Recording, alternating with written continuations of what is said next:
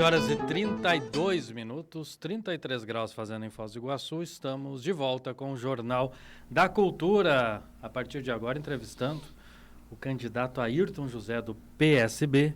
O Ayrton, que vem pela segunda vez, aqui a segunda rodada de entrevista com os candidatos à Prefeitura de Foz do Iguaçu. E hoje, então, nós encerramos a nossa rodada de entrevista com o Ayrton, que na primeira rodada foi o primeiro entrevistado, e aí a gente inverteu na segunda, e ele está aqui agora para fechar a nossa rodada de entrevistas. O Ayrton, que concorre pela coligação Foz de Toda a Gente e tem como seu vice o empresário Deuclésio Duarte. Ayrton José, muito obrigado pela vinda. Tudo bem? Como vai a campanha, Ayrton? Eu que agradeço a oportunidade. Vai bem. É uma caminhada que nos leva todos os dias a um espaço diferente da cidade, a um bairro diferente, a encontrar pessoas, conversar, discutir os assuntos que dizem respeito à nossa comunidade. Aprendendo muito, aliás, né, especialmente com relação à necessidade de efetivarmos políticas públicas consistentes no nosso município.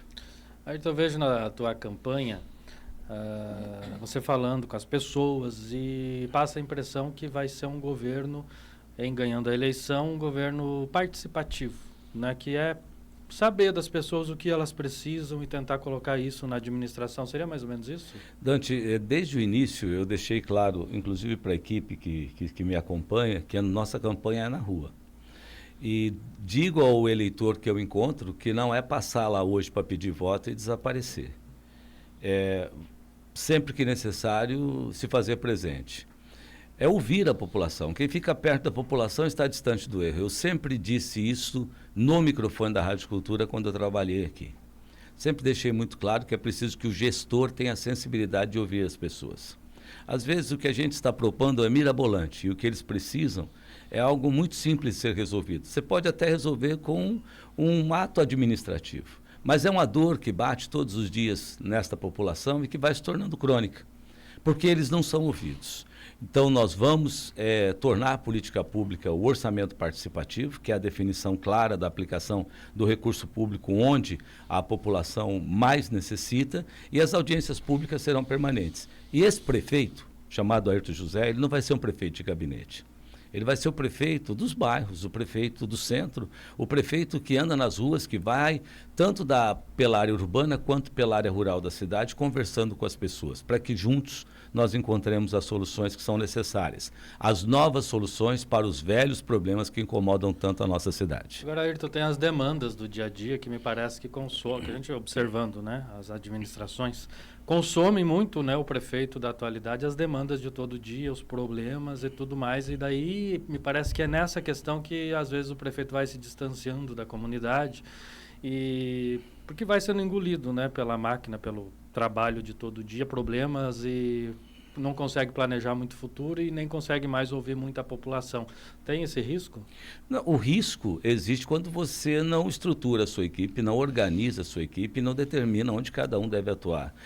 Corre o risco quando você não tem uma estratégia construída de como dirigir o seu governo. Ninguém vai resolver os problemas de uma cidade em uma gestão.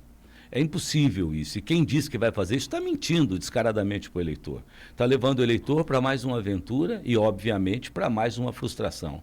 O que nós temos que ter é o entendimento de que existem situações hoje que são emergenciais, que precisam ser resolvidas. Nós vamos ter uma equipe experiente, altamente capacitada, que irá acompanhar o dia a dia da nossa comunidade, resolvendo as questões mais crônicas, para que nós passemos para aquelas que não são tão imediatas e, finalmente, a gente possa chegar àquelas que são as esperadas pela grande massa, pela população. Mas tem coisas que são pontuais, que nós precisamos reunir os nossos esforços para resolvê-las agora. E o prefeito, ele tem que fazer parte desse processo, obviamente. Ele tem que conversar com a sua equipe, mas ele não pode se afastar da população sob nenhuma hipótese. Às vezes, aquela resposta que nós procuramos para aquele problema, ela sai do lugar que você menos espera, conversando com as pessoas. Disso nós não abriremos mão. Rogério Bonato. Ô, Ayrton, você é a prova de que nas eleições, isso chega até ser um fenômeno, não é? Se a gente for levar isso bem à risca, né? Você é a prova de que só levar proposta, falar de administração, ficar longe das picuinhas, né, das bolas divididas, é uma maneira de aparecer e de se dar bem, né? Isso, evidentemente, deve ser pontuado em algum levantamento que, porventura, possa aparecer. Você acha que dá para segurar essa onda ainda até o final das eleições? Porque você começou a causar incômodo aí nos adversários, né? Olha, Rogério, eu vejo da seguinte maneira, o retrovisor ele é pequeno, o para-brisa ele é enorme. Então eu quando olho pelo retrovisor apenas e eu fico tratando da terra arrasada, eu esqueço de verificar o tamanho do campo que eu tenho para semear. Então nós estamos fazendo uma campanha propositiva, mas também não somos covardes e muito menos temos sangue de barata. À medida que as agressões vierem, elas serão respondidas com a verdade, com a realidade dos fatos. Nós não trabalhamos com fake news e nós não vamos seguir por esse campo, porque o eleitor também não quer isso. Mas nós, sempre que preciso, responderemos. Responderemos de forma firme, consistente, àqueles que ousarem utilizar esse espaço, que é um espaço que custa caro para o eleitor, simplesmente para um desnecessário conflito. Eu prefiro mostrar muito mais as minhas qualidades do que procurar os defeitos nos meus adversários. Isso talvez, complementando, talvez tenha pautado os adversários, né? Porque de um tempo para cá todo mundo começou a falar só em proposta, né? O pessoal está esquecendo um pouco aí as encrencas e partindo para aquilo que o eleitor espera. Olha, nós temos tantos problemas para resolver, nós temos tantas situações para olhar, para discutir, para debater, né? Mas também nós não podemos esquecer que, eventualmente, algumas situações precisam ser aclaradas. Algumas situações são trazidas a público, até para que o eleitor não incorra em erro, pela falta até de embate, de um embate respeitoso e de um embate, vamos chamar até de embate político necessário nas campanhas. Eu vou repetir, Rogério, nossa proposta é uma campanha propositiva. Nossa proposta é mostrar para Foz do Iguaçu que é possível ter novas soluções para velhos problemas. É possível trabalhar com seriedade, indicando à população o caminho que nós devemos seguir, mas essencialmente convocando a população para estas soluções. Quem acha que tem resposta para tudo e solução para tudo, está se enganando e está tentando enganar o eleitor. O eleitor não cai mais nessa hoje. Tá? Então, vamos continuar nessa toada. Vamos continuar mostrando o que nós pretendemos, o que nós queremos, mas quando houver uma agressão, ela será respondida na medida que ela for feita. Eli? Ô, Ayrton, eu achei muito interessante esse programa de conversar com os munícipes e tudo mais, e ouvir deles as reclamações, as reivindicações e tudo mais. Mas não dá para esquecer que nós temos problemas no transporte, na saúde, né? É dele que vem, né, Eli? Problema de mobilidade. O que mais você sentiu no tete-a-tete com o eleitor, Ayrton? Quando nós conversamos com a população, existe um problema macro, que é a saúde. Certo. Existe uma necessidade premente, que é a do ensino integral. Existe uma outra necessidade que tem relação com as neurodivergências, são os pais que têm os filhos autistas, com TDAH, são aqueles que têm as chamadas deficiências ocultas. Tá? Mas nós também encontramos questionamentos simples que podem ser resolvidos imediatamente. Uma questão de estacionamento, como é o caso da via principal de Três Lagoas, a proteção em um parque, como é o caso do Cidade Nova, da Vila Sevelha, a questão da iluminação em uma rua no Cidade Nova, a questão da calçada próximo a Angatuba, a questão do ônibus que passa só de manhã e só à tarde em determinadas regiões de Foz do Iguaçu, especialmente na região Nordeste. Então, essas questões também nos chegam no dia a dia. Então, nós temos tanto as macros, que comprometem a qualidade de vida da população, que incomodam a população, quanto aqueles pequenos problemas. Então, nós vamos começar resolvendo aquelas dores que estão acumuladas no dia a dia, é a lâmpada, é a calçada, é o buraco na rua, é a situação do mato na creche, é o mato na escola, é o problema de uma faixa elevada em frente a uma creche ou uma escola, é uma situação que diz respeito a uma unidade de saúde, às vezes até de conservação, é a falta de espaço em algumas unidades. E aí nós temos que partir também para as políticas que evidenciam uma saúde pública de qualidade. Nós não vamos deixar isso para depois. Agora, nós temos que começar de algum ponto. E é nessa conversa cotidiana que a gente está definindo claramente algumas situações que nós precisamos resolver imediatamente. Quem está nos passando esse feedback é o eleitor, é quem mora no lugar, é quem vive esse problema. Não é uma equipe que se fecha numa sala e escreve um plano de governo. Aliás, plano de governo, Dante, e o Rogério conhece bem essa realidade, aliás, os três conhecem, a gente escreve o plano de governo para fazer registro de candidatura. Isso, que é obrigatório. Que é obrigatório. Aí eu reúno uma equipe técnica que vai lá e escreve tudo que a cidade precisa. Aí depois que você registra a sua candidatura, você começa a se reunir com o servidor, com o terceiro setor, você começa a se reunir com as entidades e eles começam a contar para você o que eles estão vivendo.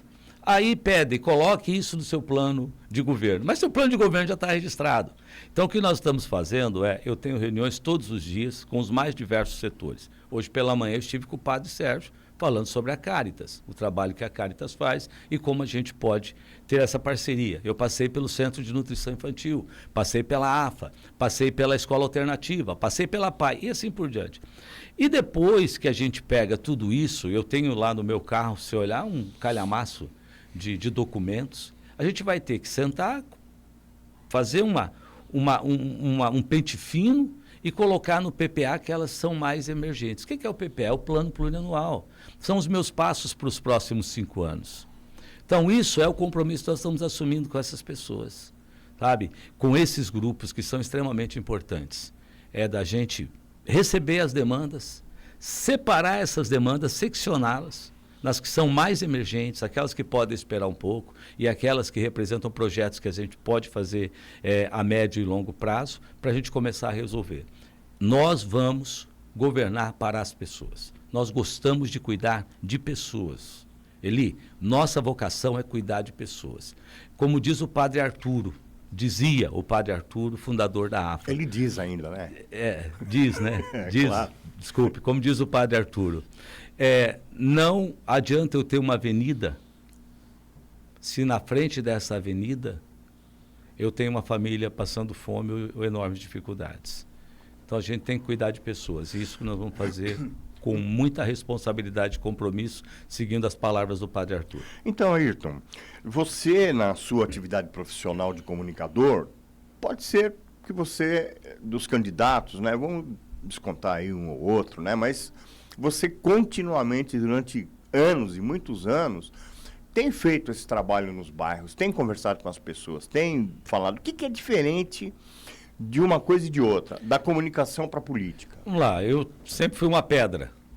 Eu não tenho medo de me colocar como vidraça, porque é isso que vai acontecer com o prefeito. Você passa a ser vidraça. Com a câmera e o microfone, nós temos um limite para cobrar. Com a caneta de prefeito, nós temos o poder de decidir o que será ou não prioridade. Então, esse é o foco principal. A partir de agora, você ter, com a sua equipe experiente, bem constituída, a possibilidade de determinar claramente quais serão as políticas que você vai tornar como essenciais no seu início de governo. Eu acho que eu sou um dos poucos candidatos hoje que anda por todas as comunidades. Eu faço isso, Rogério. Eu vou em todas as comunidades de Foz do Iguaçu, mas não é na avenida principal, não. Eu vou lá no meio. Eu vou visitar as pessoas que estão enfrentando problemas, vivendo em locais insalubres, pessoas extremamente vulneráveis, pessoas que estão enfrentando o drama, hoje precisando do atendimento da saúde, que precisam de escola integral para os seus filhos, que precisam de saneamento básico. Eu vou lá no meio. Eu vou viver a vida dessas pessoas, porque não é passar na avenida principal, dentro de um carro, ou em cima de um carro com um monte de bandeirinha e buzinando, não. Você tem que descer, tem que pisar lá no local. Você tem que pegar na mão daquelas pessoas, tem que saber o que elas estão sentindo. Elas têm que olhar nos seus olhos e tem que dizer o que elas estão enfrentando. E nós fazemos isso todos os dias. Fazemos isso na comunidade, fazemos isso no comércio, fazemos isso com as entidades, fazemos isso com os empresários. Nós estamos fazendo uma campanha de diálogo, porque vamos fazer um governo de diálogo. Um governo onde as pessoas elas serão ouvidas e as necessidades delas serão atendidas, mas essencialmente onde a cooperação, a colaboração da sociedade, da comunidade, ela será essencial para que a gente atinja os nossos objetivos. Agora, você falou, só para não perder o... Desculpa, Dante. para não perder o fio da meada aqui. Quando você fala, nós vamos fazer um governo próximo, para cuidar de pessoas. Claro que você vai ter que ter uma equipe realmente muito boa e coesa contigo. E você falou uma palavra aí agora que me chamou a atenção. Nós, como microfone, tinha um parâmetro ali para chegar. Hoje, depois eu vou me tornar a vidraça. Está preparado? Claro. Eu acho que quem se prepara, quem critica, tem que estar preparado para ser criticado. Né? Quem foi a pedra tem que estar preparado para ser a vidraça. Aqui mesmo, no meu trabalho cotidiano, é o que está acontecendo agora. Eu acho que vocês gostariam até de debater alguns assuntos, mas vocês são entrevistadores e analistas. Por quê? Vocês querem guardar a ética do jornalismo. Claro. Vocês não são debatedores. Senão, vocês me entrevistam, vocês tiram as suas dúvidas. Eu, como jornalista, como radialista, eu fui um comentarista, como é o Dante, um analista, como é o Bonato. Eu fui um entrevistador, como você é. Mas eu nunca fui debatedor, efetivamente. Porque a gente sabe graduar a limitação. Sim. Então, hoje, eu me coloco na condição de debatedor. E quando eu me coloco nessa condição, eu trago uma carga que eu recebi ao longo de 40 anos, que me ensinou a conhecer essa cidade profundamente, mas também a conhecer as pessoas que nos últimos anos, de alguma maneira, foram responsáveis pela construção ou desconstrução dessa cidade, pelos seus erros e pelos seus acertos. Então, esse fato, ou essa condição de conhecer e de muitas vezes me colocar como quem cobra, me construiu também para que me forjou para que hoje eu esteja preparado para esse embate, para essa condição. Eu estou preparado. E quanto à equipe, viu? Quanto à equipe experiente. Importante. Pessoas preparadas, qualificadas, prontas para as áreas que elas querem ou onde elas vão atuar. Mas além da pergunta do Eli, então você passa de cobrador, né, que somos nós aqui, para solucionador. Você tem a solução para os problemas? A solução para os problemas, elas normalmente estão próximas dos problemas. Depende da forma como a gente olha isso. Quando nós temos uma equipe que conhece as questões culturais, ambientais, questão de obras, a questão da saúde, a questão da educação. Quando nós temos uma equipe que tem um olhar apurado para as questões que dizem respeito às nossas famílias, o apoio aos nossos jovens, pessoas que vivenciam, fica mais fácil, Dante, a gente procurar as soluções para estas questões. É claro que a gente traz no bojo da campanha uma série de propostas, seja para a área da saúde, para a área da habitação, para a área da cultura, para a área do esporte, elas vêm todas. Certo? E essas propostas, elas são básicas porque elas estão construídas em cima de políticas públicas, de leis que já existem, projetos que já existem, que a gente tem que apenas, como gestores competentes, colocar em prática. Nós não estamos inventando a roda, não. Ayrton, você se coloca como prefeito do povo. O povo quer moradia, né? Quer casa própria. E, infelizmente, Foz do Iguaçu tem uma marca muito ruim, que tem a maior invasão urbana de todo o estado do Paraná, que é ocupação, que é o Bubas. Né? Além de outras várias ocupações que se criam na cidade. Como resolver esse problema da moradia em Foz? Deixa eu te falar, hoje nós temos o Buba, com 2.000 famílias. Nós temos a região do Guaíra, com 300 e poucas famílias. Tem a ocupação aqui em frente à Uniamérica, a Unila, né? Uhum. A Natarquínio, com 280 famílias. Lá no Jardim, lá na Vila Resistência tem mais 180 famílias e por aí vai. Então nós temos hoje milhares de famílias esperando por uma oportunidade de moradia. Na questão do Buba, o que falta ali, eu expliquei da outra vez, né? Que falta só individualizar.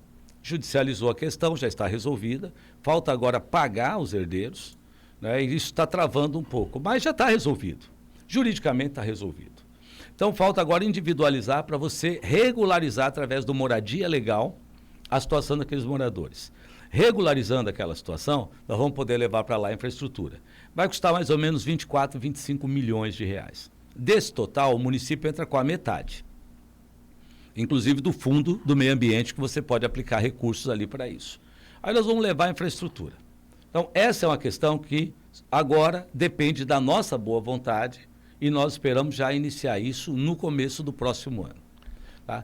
Nós temos um outro processo que a gente precisa rever porque lá no Nordeste eles fazem a moradia legal e tem uma facilidade maior de você ampliar o atendimento das famílias. Você tem menos burocracia, apesar que é um projeto maravilhoso. Não estou aqui criticando, muito pelo contrário. Nós só precisamos tornar ele um pouquinho mais ágil. Então, isso para mim é o melhor programa habitacional que um governo pode ter. Eu não quebro o vínculo social da pessoa. A amiga do chimarrão mora ali, o companheiro da tranca no final da tarde mora ali, os filhos jogam bola com as crianças daquela região, a creche, a escola, a unidade de saúde, está tudo naquele ponto. Por que eu vou tirar essa família daí e levar para um outro local? Você cansou de falar isso no microfone da cultura? Cansei, né? Se é uma área que há um risco, há uma vulnerabilidade, é insalubre, você tem que deslocar a família. Mas se não, você tem que regularizar. Hoje nós temos pouco mais de 1.000 casas, ou em construção ou para iniciar em Foz do Iguaçu.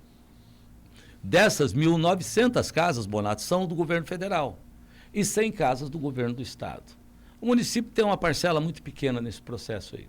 Então nós temos que ampliar os nossos convênios, ampliar os programas habitacionais em parceria com o governo do estado. A Itaipu está construindo 257 casas, se eu não me engano, né? Então nós temos que ampliar essas parcerias. Nós temos que realocar algumas famílias que estão em beira de rio, em locais totalmente insalubres, mas não dá só para tirar essa família. Nós temos que já imediatamente revitalizar aquele local. A prefeitura tem que entrar. Se deixar, vai entrar alguém para ocupar novamente, para dar moradia digna às pessoas. Agora, a prefeitura não vai conseguir fazer isso sem parceria. E nós vamos precisar das parcerias tanto do governo federal, quanto da Itaipu Nacional e do governo do estado, que também tem um papel muito importante nesse processo. E nós vamos manter o diálogo com todos os canais de governo. E nós temos essa possibilidade e temos esse diálogo aberto. Então, a habitação, ela é valiosa. Nós precisamos incentivar os condomínios dos idosos, mas precisamos construir e não deixar a própria sorte. Nós precisamos levar o seu serviço social para dentro do condomínio dos idosos, porque nós temos hoje mais idosos do que adolescentes com até 15 anos em Foz. E nós precisamos dar atendimento também a esse grupo de pessoas. E o idoso, aliás, o que ele quer? Ele quer um espaço para convívio, e ele quer a garantia de saúde, e muitos deles querem empreender. Porque eles se aposentam, e aí, meu amigo, 1 mês, 2 meses, 3 meses, dali a pouco ele começa a sentir falta da vida, né? Do trabalho, da atividade e tudo mais. E tem muita lenha para queimar. Eu, por exemplo, estou com 60 anos de idade. Tá novo. Eu acho que eu tenho muito tempo ainda para correr por essa estrada. E se Deus quiser, e me der saúde. Ô, Ayrton, as cidades sustentáveis são as que têm mais chance de obter recursos, inclusive internacionais. Foz do Iguaçu está nesse contexto com uma força muito grande. A Mata Atlântica está sendo reconstituída ali por Itaipu, não é? Muita gente não faz não cria essa dimensão, né? Da ligação que há do Parque Nacional com a Ilha Grande. Então, o Foz do Iguaçu, a nota dela é baixa hoje, quer dizer, ela é mediana com relação às cidades sustentáveis. Poderia ser muito melhor. Mas não sabe aproveitar. O que conta ponto aí é o transporte, é a qualidade da educação, é a qualidade de tudo. De tudo. Como é que você olha para o futuro nesse contexto? Tem muito dinheiro, são verbas bilionárias. A gente olha os ODS, né? ODS. Que são do desenvolvimento sustentável. Da ONU. Como é que a gente enquadra a cidade em cada um desses indicadores? Né? A meta 8, 7, 6, e nós vamos embora com isso tudo. São 7, né? Mas Foz do Iguaçu, acho que é mais, né? É mais, se eu não me engano. São 16, desculpe. São 16. Então, Foz do Iguaçu é uma cidade que ela tem a sustentabilidade como sua base, né? Seja de propaganda, seja de exercício até de propagação da nossa importância no exterior. Mas a gente usa muito pouco. Por exemplo, nós teríamos que aplicar métodos construtivos diferenciados na cidade, que escapasse dessa alvenaria que hoje gera muito resíduo. Nós poderíamos usar materiais que fossem importantes e necessários, inclusive para a gente receber crédito de carbono, para construir nossas creches, para construir nossas escolas, para construir nossas unidades de saúde. Então, nós temos esta possibilidade. Mas fora isso, transporte coletivo. Nós deveríamos ter o ônibus elétrico circulando em Foz. Foz foi se eu não me engano, acho que foi na Gazeta que eu vi hoje, em algum lugar eu vi, ou talvez num blog, falando sobre o fato de que Foz do Iguaçu teve carro elétrico, e Foz do Iguaçu não usou o carro elétrico quando a Itaipu estava desenvolvendo as baterias. Foz do Iguaçu teve a possibilidade do ônibus elétrico, nós não temos. Cascavel já vai agora ampliar a frota e nós não temos isso à nossa disposição aqui. E cidade sustentável é um dos itens que nós temos dentro do nosso plano de governo, inclusive carreado pelo Nelton Friedrich. O Nelton defendeu muito duas questões: emergências climáticas e cidade sustentável. Ayrton, 30 segundos. Acabou? Só isso? Só isso. Tem um Por horário. favor, Horário Acabou? eleitoral. peça voto. Então tá bom, olha, nós estamos em uma caminhada onde nós queremos trabalhar para você que nos acompanha agora, você que é empresário, você que é empreendedor, mas essencialmente para você, cidadão iguaçuense, que precisa efetivamente de políticas públicas e de governo. Nós queremos construir esse futuro que a gente sonha tanto e defende para os nossos idosos, para os nossos homens e mulheres, para os nossos jovens e para as nossas crianças. Confiem, nós vamos fazer uma grande diferença, porque nós estamos trazendo novas soluções para os velhos problemas.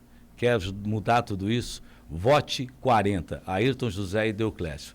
Contamos com o seu voto, estaremos juntos, serão 4 anos que farão uma diferença enorme para a nossa cidade. Vote 40.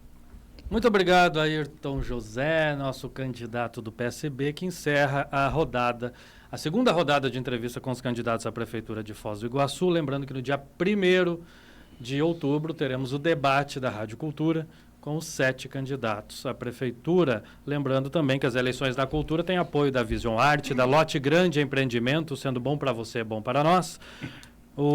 A Doubletree by Hilton Foz do Iguaçu conecte-se ao extraordinário.